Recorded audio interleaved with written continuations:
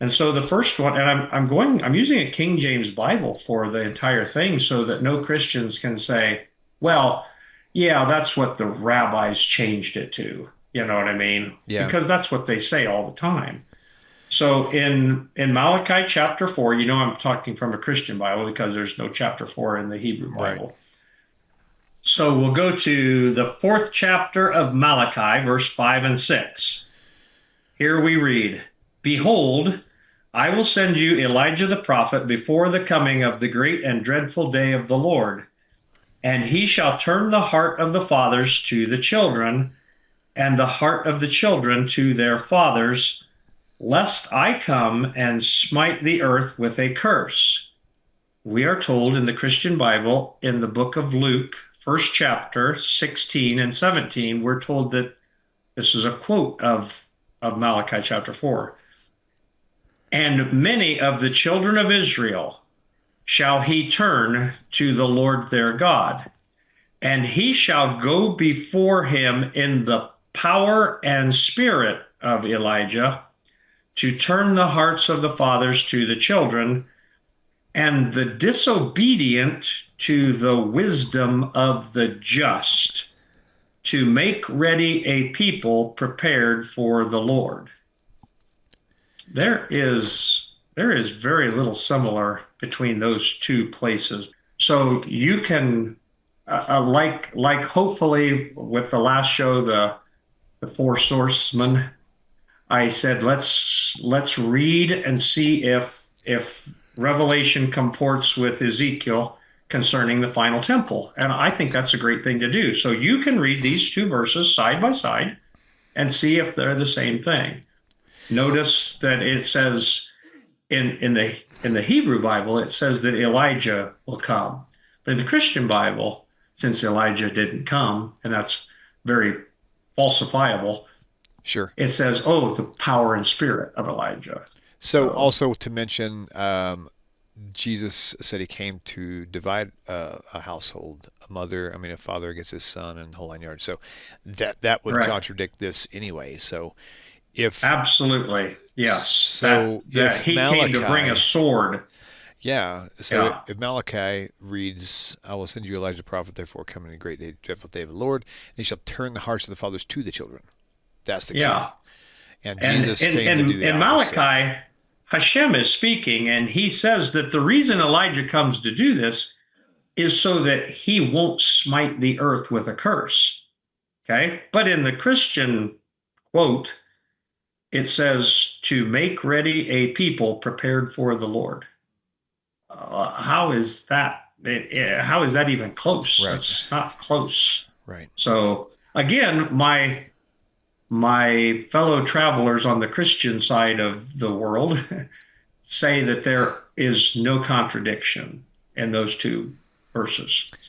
But do they So concede that there is a contradiction in Malachi versus what Jesus said about bringing a sword? no, no, they just say that I don't understand it. Interesting. Okay. That's all they say. I don't understand it. Because I don't have Jesus in my heart to understand it. That's Oh, basically the fallback position of most of right. them, Yeah. not all of them, but most of them, something similar to that.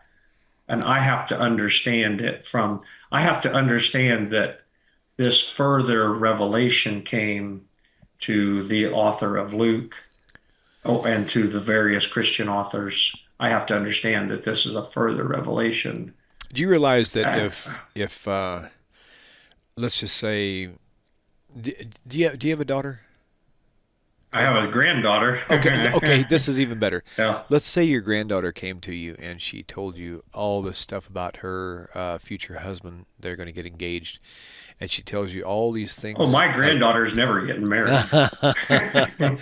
And she presents all these things, all these hopes and promises about he's giving her, but there's nothing tangible that he's presenting to her, and it's like everybody sees around her that this guy is a fake, he's a fraud, but Hmm. only she can't see it because she's blinded by love, right? Right. I mean, so Yeah. in essence, that would be my claim to Christians is they're blinded by love and faith because Well, yeah, I agree with that. I think that there is a kind of Christianity accuses the Jews of having a veil over their eyes and they can't see Jesus. I would posit that the opposite is true, Yeah. that they are so in love with, and again, who wouldn't love Jesus? I mean, Jesus, everything. Jesus, great looking guy. He's the man. He can just do anything he wants by a command of his Sure. voice. And he's the high priest. He's the Messiah. He's the sacrifice. He's the king. He's the prince. He's everything. I mean, he's the star running back on the high school football team too. You know what I mean? So Right. they're so in love with the idea of Jesus that they can't see the simple truth of the Hebrew Bible. And the truth is, the Hebrew Bible, it's very complicated in a lot of ways, but in so many other ways, it's so simple. Right. You don't have to understand a mystery. You don't have to go to the ends of the earth to find it. You can just find a rabbi and he'll like tell you what the Hebrew Bible says. Pretty simple. Yeah. There's one God. He loves you.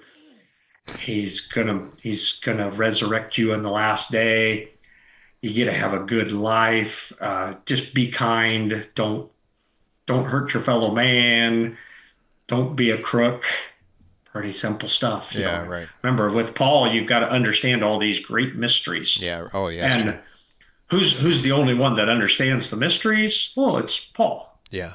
Because Paul literally says, "Flesh and blood did not reveal this to me." Yeah. In other words, I didn't go talk to one of those rabbis.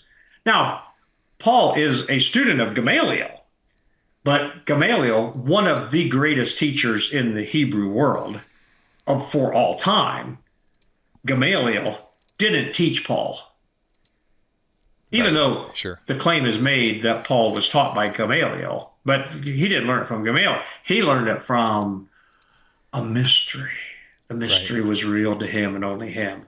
Okay, that's the beginning of every single cult that exists. I'm being honest here. That's true. That's true. Joseph Smith, did Joseph Smith learn? No, he got it from a vision from the angel Moroni. That's what he did. And by the way, Mormonism is the fastest growing religion in the United States today. Wow. So they must be correct. So Right. For sure. Okay. So let's Yeah, move yeah. on to. All right. If you enjoy this channel and the content, and it has changed your life, or perhaps the life of a loved one or a close friend, would you please consider supporting this work? You can click this link and it'll take you directly to my website with the donate button. Or there's a Patreon link and a mailing address for snail mail if you would prefer. If you do donate, please do me a favor and leave me a phone number where I can contact you and thank you properly. I hope you all have a wonderful 2025. Shalom. והכמיהה